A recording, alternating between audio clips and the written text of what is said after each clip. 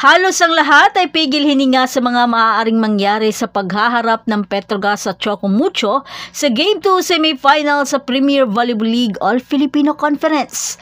Di mapigilan ng mga fans na sumigaw sa tuwing maiinit na ang palitan ng hampasan, lalo na sa mga maiinit na long rallies, bagay na nagpaganda lalo sa laro. Dahil ang unang set ay sobrang intense, isang patuloy na laban na maaaring manalo ng alinmang team. Ngunit nakuha ng Chocomucho ang unang set. Pero ipinakita ng Petrogas ang kanilang tibay at lakas. Kinuha nila ang ikalawang set na talagang giniba ng Petrogas ang sistema ng Chocomucho dahil sa mahigpit nilang blockings, habang nawala naman ang coverage at receive ang Flying Titans. Sa ikatlong set, mas tinodo pa ng Petrogas ang kanilang opensa at depensa na mas nagpawala sa kumpiyansa ng Chocomucho. Halos muntikan pang ma-injured si Myla Pablo sa kanyang huling atake dahil sa intense ng bakbakan. Pero ang tunay na drama ay naganap sa ikaapat na set. Parang nasa kamay na ng Chocomucho ang panalo, 6 points lead na sana ang Chocomucho sa score na 21-15 at talagang hula na ng karamihan na magkakaroon na ito ng 5th set. Pero biglang sumiklab ang Petrogas. Sunod-sunod na binigyan ng mga monster blocks sina Isa at Sisi. Sinundan pa ng mga unforced error dahilan ng pagkapako ng Chocomucho sa 21 na score. Sa puntong ito, lugmok nga ang Chocomucho dahil sa sunod-sunod na mga service aces ni Janelle Cheng.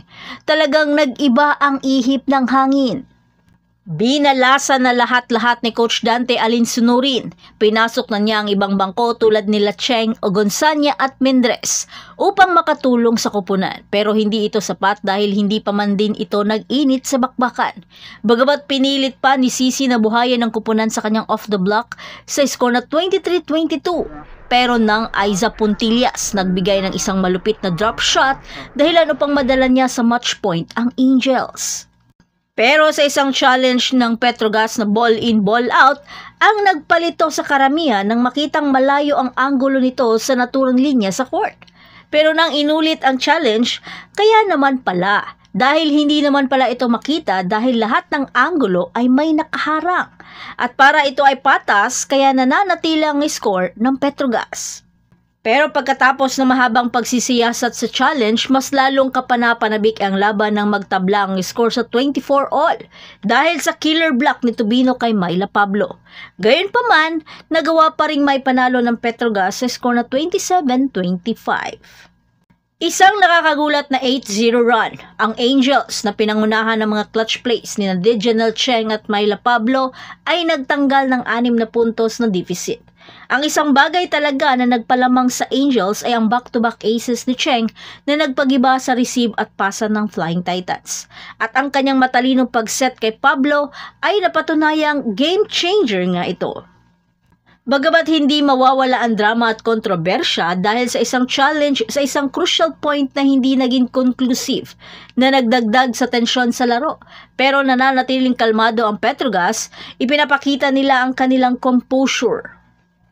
Si Brooke Van Sickle na may 17 points, 22 excellent reception at 12 excellent digs dahilan upang hiranging player of the game. Pero ang panalo ito ay isang team effort kasama ang 14 points ni MJ Phillips at ang soliding kontribusyon mula kina Sabete, Puntillas at Musa. Habang nagniningning si Sisi Rondina ng Chocomucho na may 25 points, napatunayang game changer ang depensa ng Petrogas. Patuloy na binabara ang mga atake ni Rondina, lalo na sa mga crucial sets, talagang pinaghandaan nila si Sisi Rondina.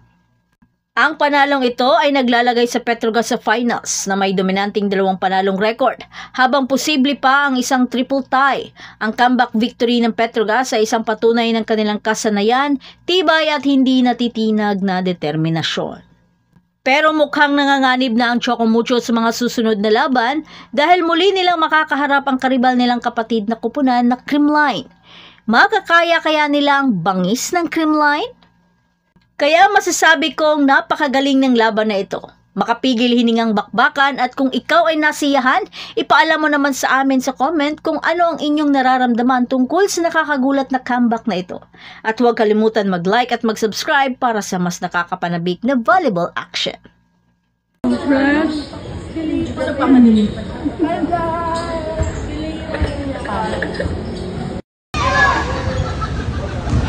May labada.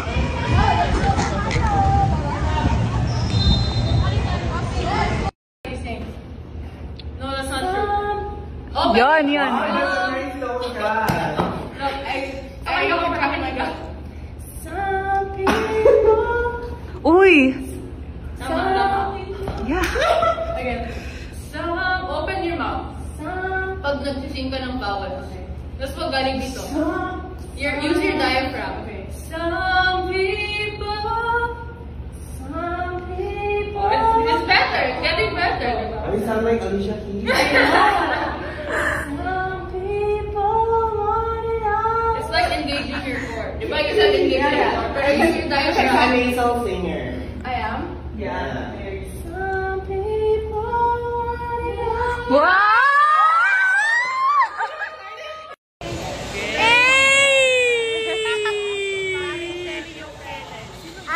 Nakapasok na siya.